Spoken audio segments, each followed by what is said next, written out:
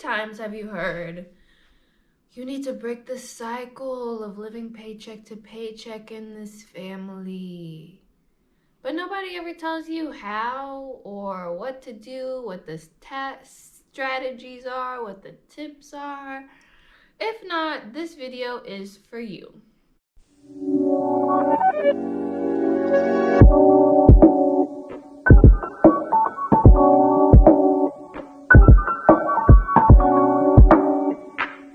Hey y'all, my name is Sydney Brown and I help single Black women just like you spend money with confidence because you work too hard to be living paycheck to paycheck.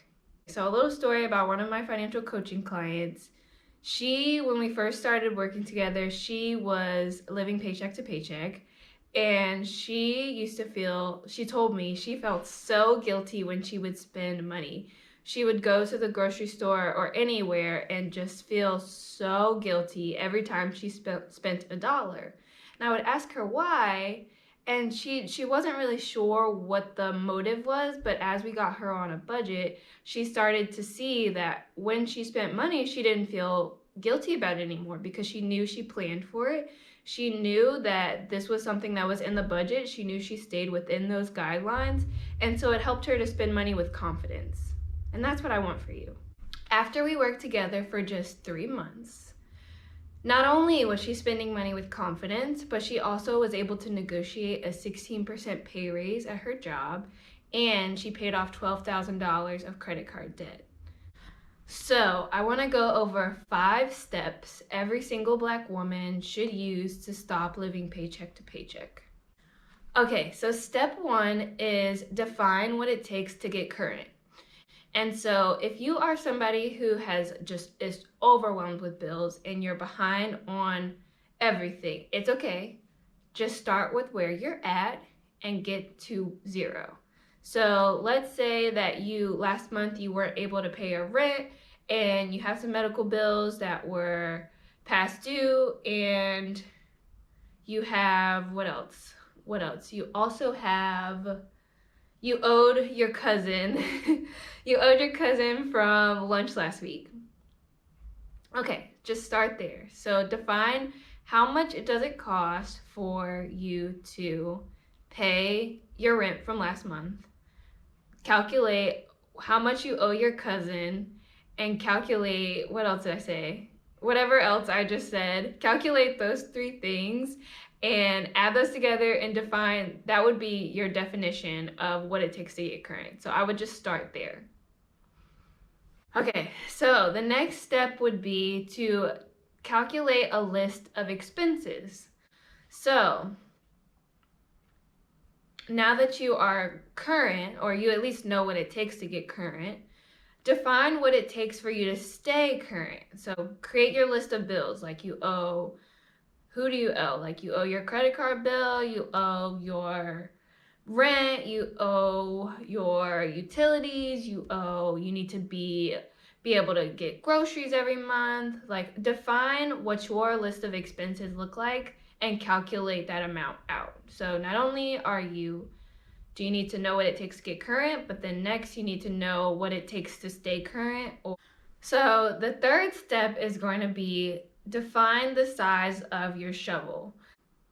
By defining the size of your shovel, I mean define how much you have left between your expenses and your income in order to put money towards getting current. After you know what it takes to get current and you know what it takes to stay current, subtract the difference to define the size of your shovel. So the size of your shovel is going to be how much money you can put towards paying off that debt. Paying off that debt so that you can stay where you're at and not be constantly living paycheck to paycheck, being in that cycle. So subtract your income from your expenses to define the size of your shovel. And let's say that difference is $200. Whatever that difference is, that's the amount of money that you can put towards your getting current. Okay, so step 4 is going to be to create an action plan. So what's the timeline you want to get current. So, do you have a month to get current? Do you have 6 months to get current? How long realistically can it take for you to get current? Um, so yeah, create a timeline for that. So and here's a statement you can use to do this.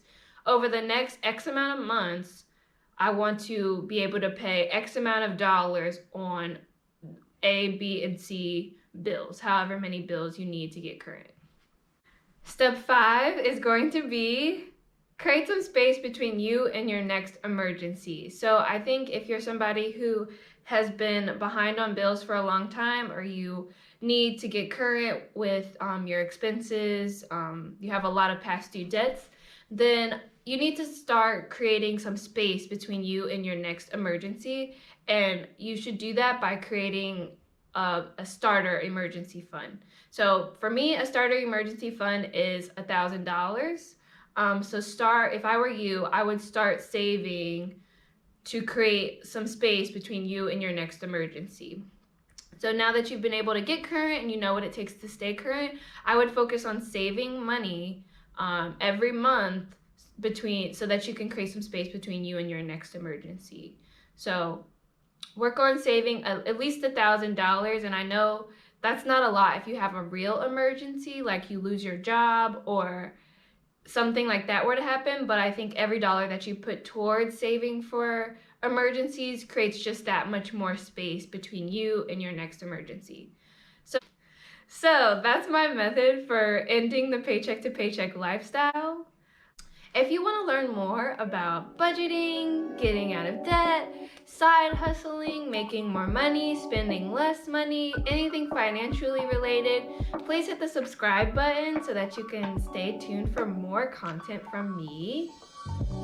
Also, I invite you to download my free guide. It's called 5 Financial Traps That Single Black Women Need to Avoid on Their Financial Journey, and it just goes over all of my best tips for how to avoid some of the major pitfalls that I see women make with their money all the time. So hit the link in the description to download that. So that's it for me today. If you guys have any questions about how to stop living paycheck to paycheck, feel free to leave it in the comments below. Please answer the question. What is your greatest challenge in stopping the paycheck to paycheck lifestyle? Let me know. I'm interested to know what your thoughts are, your questions are. If you have any tips or tricks, please let me know in the comments too. Don't forget to hit the like and subscribe button so that you can get more content from me. And I hope to see you next time.